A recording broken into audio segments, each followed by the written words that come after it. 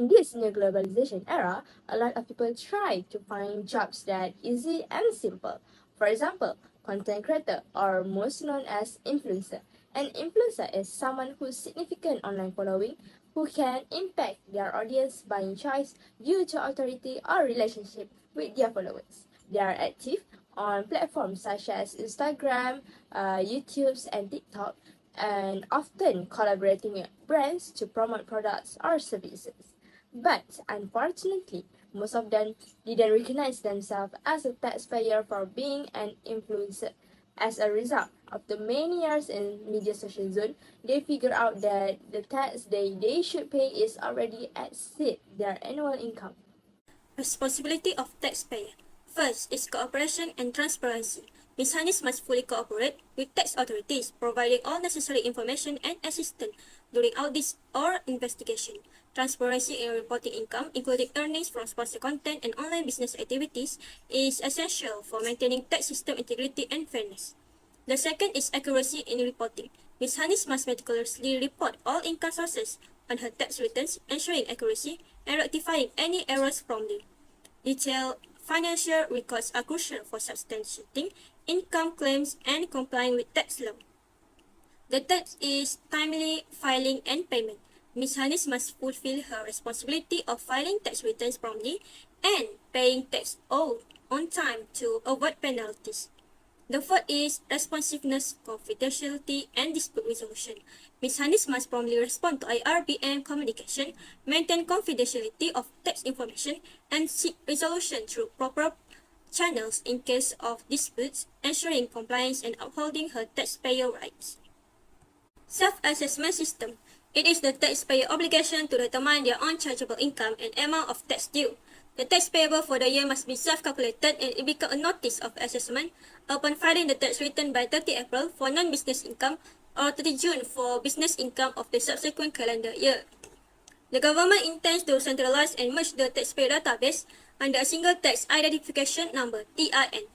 TIN will be issued to every citizen who is 18 years of age or older. EIN will be granted upon application from the applicant or through a variety of other processes, including manual registration at the assessment branch and online application in e-Daftar. In Section 82 of the Act, taxpayer must keep important documents such as invoice, voucher, receipt, and any other records must be kept and retained in self-custody for a period of 7 years from the end of the relevant year. Failure to record without a valid reason is considered an infraction, punishable by a fine of no less than 300 ringgit, a maximum fine of 10,000 ringgit, or a maximum sentence of 1 year in jail. For tax return, an individual with business income together with investment income and employment income would file Form B not later than due date in the following year. Individual having only employment income or investment income or both would file Form BE not later than due date in the following year. The e-filing allows an additional 50 days from the due date for the submission of the respective return. An assessment is a notice in writing issued by the IRB to the chargeable person. The assessment will state the amount of income tax payable and the assessment notice is known as Form J. There are 7 types of assessment, which is original assessment, reduced assessment, and more. There is also has an exception to the 5-year limit where the DG can prove any fraud that can be made anytime for the purpose of making good any loss of tax attributable. If this Ms. Hanis first time filing tax online, first Ms. Hanis needs to register as a taxpayer on e-Daftar. After registering, Ms. Hanis will receive a PIN online or by visiting the nearest LHDN branch. Ms. Hanis needs to upload a digital copy of IC to serve as a supporting document. Once Ms. Hanis has registered, she can start as a e-filing through Easy Hasil or MyTax. After logging into e-filing for the first time, Ms. Hanis can also start filing out ITRF online. Ms. Hanis should choose the right type of ITRF based on the income category that she falls under, EB or EBT, EBE for EM or EMT for non-resident individuals or knowledge worker. Please make sure that Ms. Hanis select the form as well as the year of assessment. After filing out the needed field for Ms. Hanis' income tax return form, Ms. Hanis should knowing and applying for the relevant tax relief and rebate are eligible for.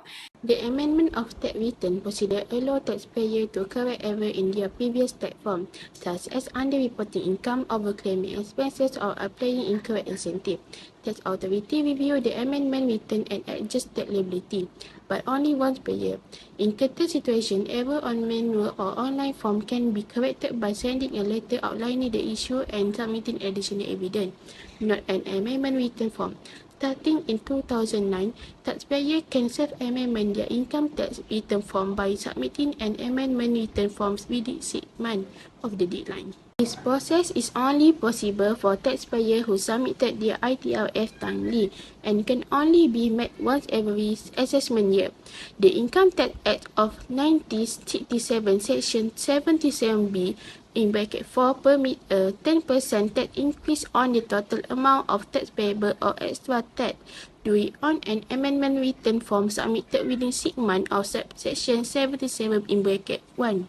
Ms. Hani should meticulously review her tax return, obtain necessary documents from LHDN, pay outstanding tax, complete paperwork, and verify with LHDN to ensure accurate tax compliance and secure record. So, as you can see, this is the offences and penalties that the taxpayer should pay. First, payment of income tax after deadline. First, for the taxpayer who pay tax after 30th of April, for sources of income for non-business, the penalty is 10% increment from tax payable. And if the taxpayer pay tax after 30th of June for the business income, there's an additional 5% increment on the balance of A if payment is not made after 60 days from the final date. And the second one is payment of estimate income tax installment after deadline. This is for business income only. So, if the taxpayer pay installment after 30 days of the date set, there's the penalties that he could get is 10% on installment due. And another one is actual tax 13% higher than the revised estimate of the tax. The penalties that he can get is 10% of the difference in actual tax balance and estimate tax balance. This is the other offences and penalties that the taxpayer can get. I will explain to you only two, but the balance you will read it and refer to yourself. First one is failure to furnish an income tax return form without reasonable excuse. So the penalties that he can get is 200 ringgit until 2,000 ringgit or imprisonment or both. Second one, the offense that the taxpayer do is make an incorrect tax return by omitting or understanding any income. So the penalties that he can get is RM 1,000 to RM 10,000 and 200% of tax undercharge. Taxpayer can appeal against assessment made by the Director General of Inland Revenue under Section 99 of the Income Tax Act 1967. They can use written evidence, court ruling, private judgment, and guideline from the Malaysian Inland Revenue Board. Section 99 also applies to notice of non-chargeability public ruling, advance assessment, best judgment assessment, and late ITRF filing. The applicant must provide 4 copies of Form Q each assessment year, including the ground of appeal, signature, tax payable date, and reason. The form must be signed by the authorized individual. If an estimate assessment is made, an income tax return form must be filed. Tax agent and lawyer cannot sign the form. The Income Tax Act allows for an appeal within 7 years by submitting a Form N, justifying the extension with academic event. If accepted, the IRBN issue Form CP58 extending the deadline from Q submission. If rejected, the SCIT provides specific instruction on the submission date. The appellant has 21 days to appeal. To successfully appeal tax, Ms. Hani should approach her case with clarity, persistence, and evidence. In conclusion from the above, we can say that fulfilling taxpayer responsibility is essential for influencers like Ms. Hanis to comply with tax law and regulation in Malaysia. By cooperating with IRBM, when necessary, Ms. Hanis can demonstrate her commitment to tax compliance and contribute to the integrity and fairness of the tax system. These responsibilities can help her avoid potential penalties.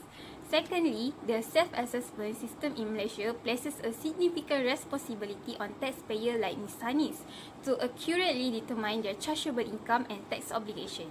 While the system aims to streamline tax collection and improve compliance rates, it requires individuals to ensure the accuracy of their tax information with the official verification. Thirdly, the chargeable person like Ms. Hanis is the person who derives income from Malaysia. The person will be accessible and chargeable to tax. She also will get a relief if her pay an income tax to IRB. Lastly, Ms. Hanis should carefully check her tax return for mistake, getting the required document from LHDN if needed, then paste any outstanding taxes, finishing the paperwork and verify with LHDN that the changes are handled correctly. By doing this, she guarantees that her tax responsibility in Malaysia have been fulfilled and that her records are secure.